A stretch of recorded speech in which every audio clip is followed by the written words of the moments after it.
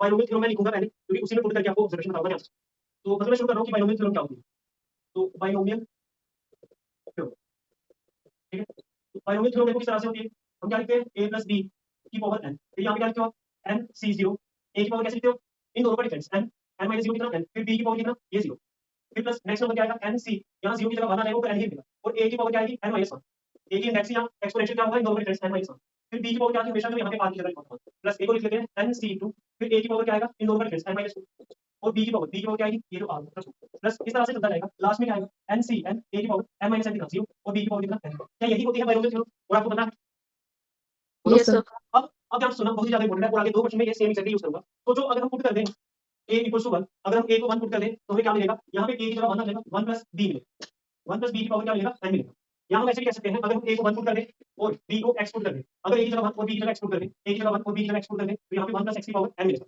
आपके दिमाग में आएगा कि सर करना क्यों है? क्योंकि देखो, जब भी क्वेश्चन में यहाँ पे वन प्लस या माइनस हमें कुछ लिखा रहेगा, तो फिर हम ये फॉर्मूला यूज करेंगे, जो कि आपको जब इसकी डेरिवेशन समझ में आ जाएगी, आपको पता चलेगा ये ज्यादा इजी था। NC2, ठीक है, NC2 a की power n minus two, a की पावर वन, तो a की जगह वन की पावर n माइनस टू, ठीक है। फिर b का स्क्वायर था, b की जगह x है, तो x का square plus n so on, इस तरह से करता जाएगा। प्लस लास्ट में क्या है, NCn, a की पावर जीरो, a कितना था वन, वन की पावर जीरो, फिर b की पावर n, तो b कितना था x, x की पावर 6, ठीक है। अब इसमें आपको अब दिखेगा कि समझाना क्या चाहते हैं, वन प्लस x की पावर n, NC0 ऐसे ही आपको, क्योंकि हमें सॉल्व नहीं करना, डेरिवेशन बनानी। अब वन की पावर अगर n है, सोचो वन की पावर n तो आंसर वन ही आएगा ना, बोलो। Yes yes sir. सर। ठीक है, तो मतलब वन की पावर n तो आंसर वन आएगा, वन जब x की पावर जीरो से मल्टीप्लाई होगा तो x की पावर जीरो रहेगा। हालांकि आएगा तो x की पावर जीरो भी वन, लेकिन फिलहाल मैं इसको नहीं लिखूंगा, क्योंकि मेरे को x में फॉर्मूला बताना कि क्या होगा, ठीक है। तो वन की पावर n वन होता है, जब x की पावर जीरो से मल्टीप्लाई होगा खत्म हो जाएगा, तो मेरे पास यहाँ पे x की पावर जीरो बचेगा। अब NC1, वन की पावर n माइनस वन, अगर वन की पावर n माइनस वन फिर आंसर वन आएगा। तो जब वन की power n minus one answer one आएगा, वन को x की पावर वन से मल्टीप्लाई करोगे तो x की पावर वन बचेगा, तो यहाँ पे बचेगा NC1 और x की पावर वन प्लस ऐसे ही NC2, वन की पावर n माइनस टू किससे वन आएगा, वन की जितने भी पावर के आंसर वन आएगा, वन को जब x से मल्टीप्लाई करोगे ये आएगा x plus n so on, last में NCn।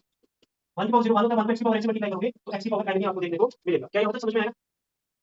Yes yes sir. Sir. अब इस पे ज्यादा फोकस करो, आपको इसमें पैटर्न देखने को मिल रहा होगा। जब वो पैटर्न देख पा रहे हो आप, इधर देखो, सुनो, आप नोट करो, आप नोट करो, यहाँ पे आप देखो, जब भी वन प्लस एक्स की पावर n होगा, मतलब एक नंबर वन दिखे और प्लस में दूसरा दिखे, चाहे x प्लस वन दिखे, तो आपको क्या करना होता है, जो वन है ना, इसको अगर रखोगे बाइनोमियल थ्योरम में ऐसे करोगे तो तब भी वही आएगा, लास्ट में वन की वैल्यू, वन की जितनी मर्जी पावर लगाओगे, यहाँ पे ऊपर इंडेक्स जितना मर्जी दिया तो सॉल्व होके वन तो आएगा, मल्टीप्लाई करके सेम। इसलिए हम लोग सिर्फ x में सॉल्व करते हैं इसको, मतलब NC0 करते जाएंगे, n जितना टोटल होगा वो लिखेंगे C0, और जो x होगा उसकी पावर 0, फिर x की पावर 1, x की पावर 2, x की पावर 3, x की पावर 4, ऐसे लास्ट में x की पावर n और NC0, NC1, NC2 ये करता है।